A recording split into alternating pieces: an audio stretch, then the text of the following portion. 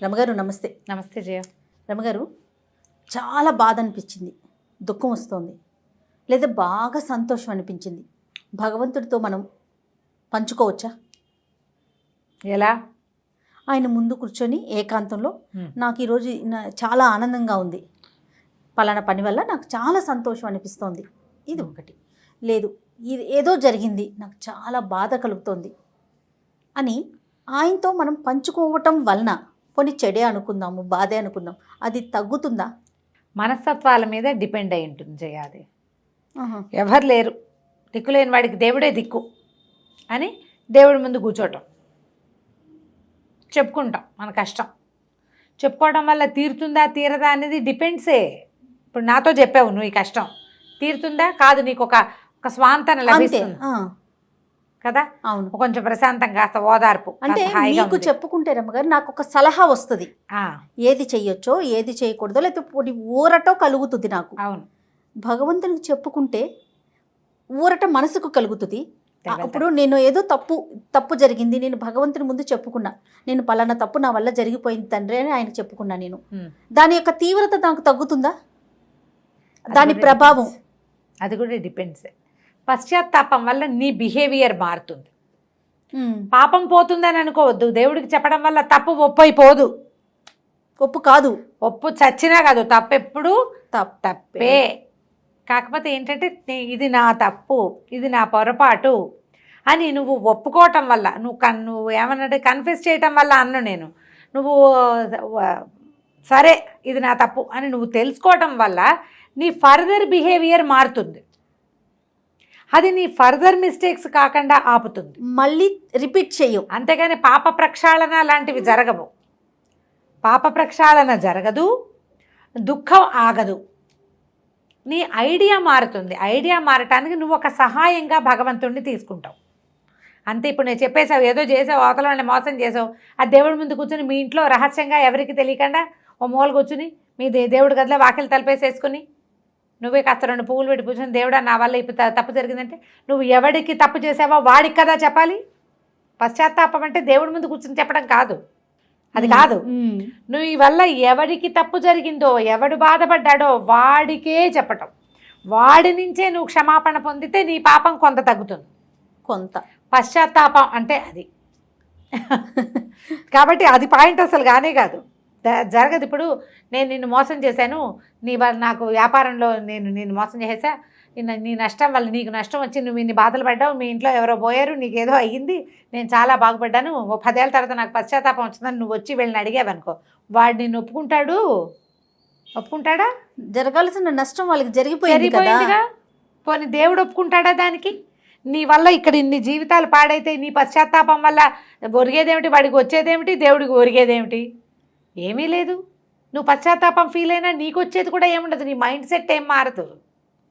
తాత్కాలికంగా అప్పుడే ఏదైనా మిస్టేక్ చేసేసావు, ఇది ఎవరి జీవితమైనా పాడైపోవడం కదా, ఏదో చిన్న పొరపాటు, నువ్వు దేవుడి దగ్గర చెప్పుకుని ఇంక ఈ పొరపాటు చేయనని శపథం చేయి, దేవుడికి ప్రామిస్ చేయి, దేవుడా నా వల్ల ఇంక ఈ పొరపాట్లు చెయ్యను, నేను ఇంక చెయ్యను. ఇట్లా ఏడవచ్చు రమ్మగారు దేవుడి ముందు, బ్రహ్మాండంగా ఏడవచ్చు, హాయిగా ఏడ్చేస్తే దుఃఖం పోతుంది.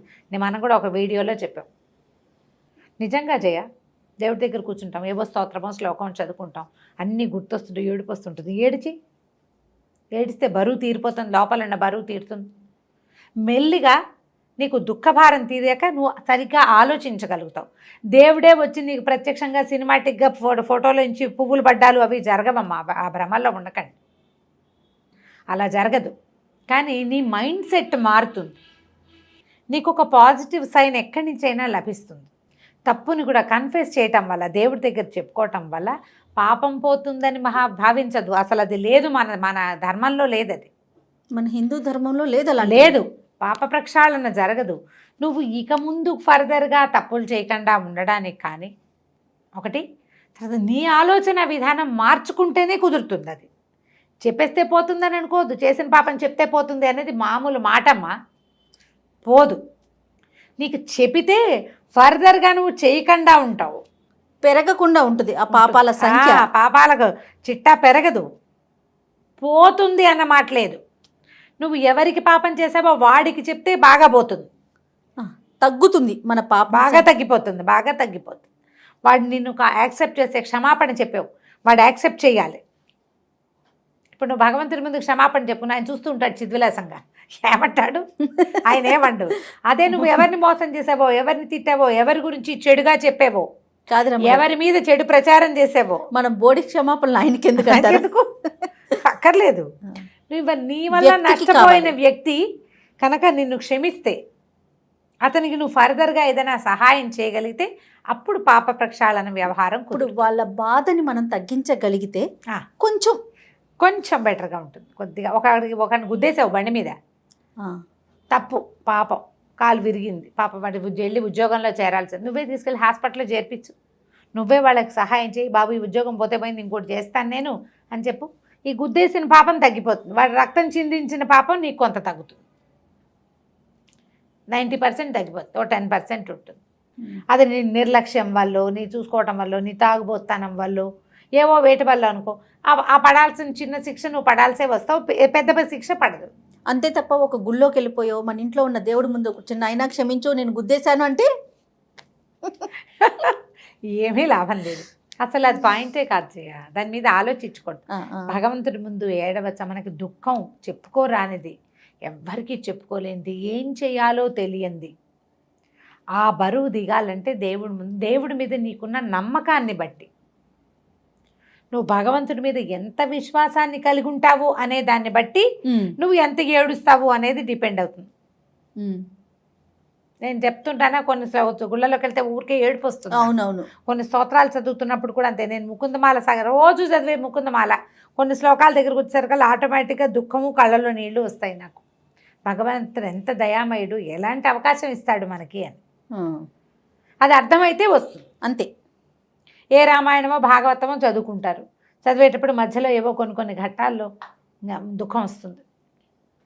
సహజం, భగవంతుడి దగ్గర ఆ రకమైన అంత తాదాత్మ్యత ఉండటం ఉన్నప్పుడు ఏడుస్తాం దేవుడి ముందు. అంతేగాని ఇప్పుడు నేను చెప్పాను దేవుడి దగ్గర ఏడ్చేసే చేయి అని, నీకు ఏడుపు రావద్దు.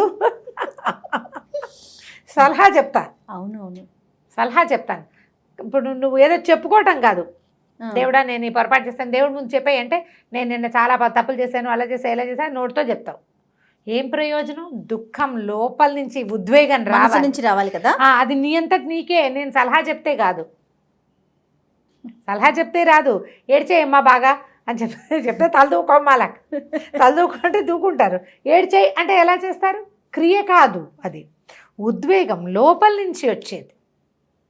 భగవంతుడి పట్ల మనకున్న విశ్వాసము, ఆపేక్ష, నమ్మిక, డిపెండెన్సీ, మనం ఎంత భగవంతుడి మీద ఆధారపడి ఉన్నామో మనగా తెలిసి ఉండటం, లో తెలివిడి, బయటది కాదు. అది ఉన్నప్పుడు నువ్వు తప్పకుండా దేవుడి ఎదుటి దుఃఖిస్తావు. ఎవ్వరూ లేకుండా పోయారు. మా అమ్మ నాన్న లేరు చేయ, అమ్మ నాన్న లేరు. మా నాన్న చిన్నప్పుడే పోయారు. మా అమ్మ బాగా పెద్ద అయ్యాక పోయింది, బాగా ఆవిడతోటి అనుబంధం బాగా బలపడ్డాకే. ఇప్పుడు అమ్మ నాన్న లేరు అని నేనేం దుఃఖిస్తాను? నాకేం అలాంటి దుఃఖాలు రావు. కాకపోతే ఎవరైనా నాకు చెప్తుంటారు వస్తువులు, నాన్న తెచ్చారు, నాన్న కొనుక్కొచ్చారంటే ఒక చిన్న ఉసూరు అనిపిస్తుంది చేయాలి. ఇంతంత పెద్దవాళ్ళు అయ్యా కూడా మా నాన్నగారు తెచ్చారు, మా అమ్మ తెచ్చింది, మా అమ్మ చేసి పంపించింది, ఈ 2 మాటలప్పుడు నాకు దుఃఖం వస్తుంది. అయ్యో నేను తీసుకోలేకపోయాను అని, నాకు ఇది పెట్టలేదే దేవుడు అనిపిస్తుంది. ఒక వాక్యం వెంటనే మనకి ఒక గుండెలో ఒక జల్లు అన్నట్టు, చేతిలో ఒక జివ్వు అన్నట్టు, ఒక దుఃఖపు వీచిక లోపల వస్తుంది. అప్పుడు పుట్టలేదు మనం దానికి అని 2వ సెంటెన్స్ బ్రెయిన్లో పుడుతుంది. ఈ 2 భావాలు, దేవుడా నాకు ఎందుకు ఇవ్వలేదు, నువ్వు నాకు ఇచ్చేంతగా నేను చేయలేదు అనేది మనకు ఉండాలి. నా అంత వయసుండి అమ్మా నాన్ననే ఇంకా చూసేవాళ్ళు ఉన్నారంటే వాళ్ళు ఏం పెట్టి పుట్టారో, వాళ్ళ అదృష్టమేమిటో కదా. అవును రమ్మగారు. ఈ ఊహ, ఆలోచన, ఇట్లా భగవంతుడు, కర్మ సిద్ధాంతము, వీటి మీద కనుక ఐడియా ఉన్నవాళ్ళు దేవుడి ఎదుట దుఃఖిస్తారు. పిల్లల్లో ఏదైనా యాక్సిడెంట్, ప్రమాదాలు, ఎవరైనా మన వాళ్ళవే ఏవో నేను చెప్పుకుంటాను జయ, నాకు అలవాటు ఉంది అట్లా. భగవంతుడికి చెప్తాను.